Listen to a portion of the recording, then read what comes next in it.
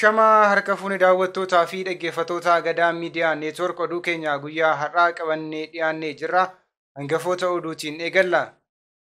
Hidhaa fi achi buutee dhabamsiisuun waraana mootummaan ilmaan Oromoo irratti geggeeffamuu hammaachuun dhaga'ame. Magaalaa Finfinneetti sabboontota Oromoo qabanii hidhuun hammaate. Godina Wallagga Bahaa Aanaa Jirmaa Arjootti waraanni Bilxiginnaa namoota leenjii milishummaaf dirqisiisaa jiraachuun dhaga'ame. Yaa'iin dhimma jijjiirama qilleensaa irratti xiyyeeffate kan biyyoota Afrikaa yeroo jalqabaaf biyya Keeniyaa magaalaa Naayiroobiitti eegale. Kunneen hangafoota oduu turanii amma bal'ina oduutti dabarraa. Oduu wajjin ana Maanu'eel Laggaati. Hidhaa fi achi buutee dhabamsiisuun waraana mootummaa Bilxiginnaatiin ilmaan Oromoo irratti raawwatu hammaachuun dhaga'ame. Waraanni mootummaa Bilxiginnaa golee Oromiyaa mara keessatti ilmaan Oromoo badii tokko malee maqaa garaa garaa itti maxxansee hidhaa, gidirsaa fi achi buutee dhabamsiisaa jiraachuu odeessi maddeen keenya irraa nu qaqqabe ifoomseera. Haaluma kanaan gaafa hagayya 30 bara 2023 godina Wallagga Bahaa bulchiisa magaalaa Naqamteeti dargaggoo Gammachiis Alamaayyoo naannoo marfata tokkoffaatti erga itti marsanii qabanii booda achi buutee dhabamsiisuun himame. Akka maddeen keenya kun jedhaniiti dargaggoo Gammachiis nama nagaa jiruu fi jireenya isaa geggeeffataa ture yoo ta'u hagayoonaatti achi buuteen isaa wallaalamuus dabaluun ibsaniiru. Oduudhuma wal fakkaatuun godina Shawaa Lixaa Aanaa Jibaat ganda Moloo Faalleetti waraanni Bilxiginnaa dargaggoo Waaqumaa Nagaasaa jedhamu waraana bilisummaa Oromoo waliin hidhata qabda jechuun hidhuun dhaga'ame. Waaqumaan nama umuriin isaa waggaa 14 yoo ta'u waraanni Bilxiginnaa kunneen reebicha hamaa irraan gahaniin hedduu miidhamuun isaas ibsameera.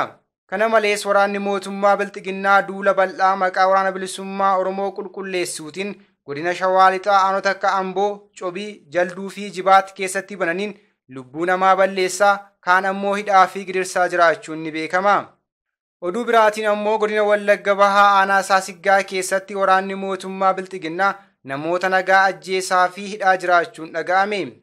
Haaluma kanaan gaafa fulbaana 2 bara 2023 waraanni mootummaa Bilxiginnaa kunneen Aanaa Saasiggaa ganda Horaa Waataa jedhamu keessatti qonnaan bulaa tokko halkan walakkaa mana isaatti ol seenuun rasaasa itti roobsuun ajjeesuu isaanii maddeen keenya himaniiru.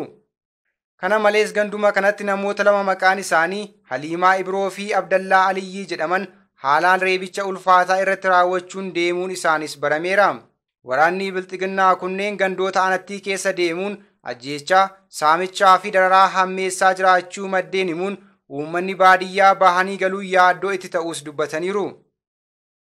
Magaalaa Finfinneetti sabboontota Oromoo qabanii hidhuun hammaate. Humnoonni tikaa mootummaa Bilxiginnaa magaalaa Finfinnee keessa bobbaafamanii jiran ilmaan Oromoo adamsuun bakka hojii isaanii fi iddoo adda addaatti qabuu hammeessuun isaanii dhaga'ameera. Haaluma kanaan magaalaa Finfinnee kutaa magaalaa Gullallee aanaa tokkoffaa Shiroo Meedaa jedhamu shamarree Oromoo Walabummaa Biraanuu jedhamtu qabuun waajjira poolisii Shiroo Meedaatti hidhuun himameera. Shamarree kanarra yeroo adda addaatti doorsisni irra gahaa akka ture maddeen himuun magaalaa Finfinnee keessatti xiyyeeffannoo addaatiin sabboontota Oromoo irratti hojjetamaa jira jechuun yaada isaanii nu qoodaniiru.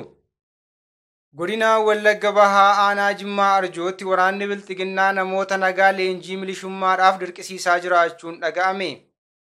Gandoota aanattii mara keessatti waraanni mootummaa Bilxiginnaa sababa addaa uumuun uummata maqaa walgahiitiin erga walitti qabanii booda namoota waggaa 40 gadii hunda humnaan leenjii milishummaaf dirqisiisaa jiraachuu odeessi nu qaqqabe addeesseera.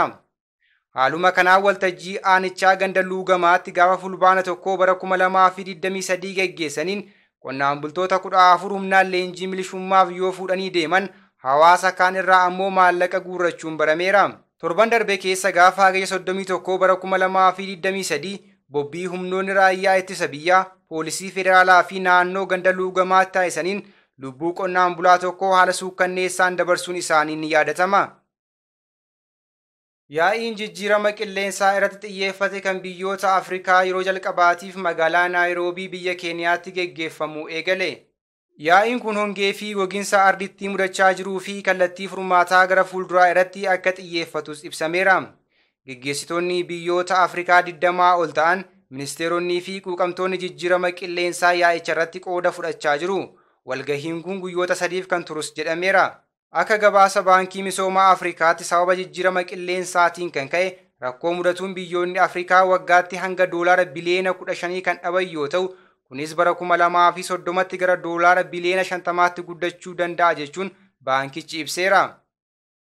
Egaan kabajamtoota daawwattootaa fi dhaggeeffattoota Gadaa Miidiyaa Neetwork oduu fi odeeffannoo dabalatee qophiilee Gadaa Miidiyaa Neetwork kanneen biroo karaa toora YouTube chaanaalii Gadaa Miidiyaa Neetwork subscribe like gochuun hordofuu hin dagatinaa jecha oduun guyyaa har'aaf qabadhee dhiyaadhee kana fakkaata ture. Ana wajjin sa'aatii oduutti walitti deebina.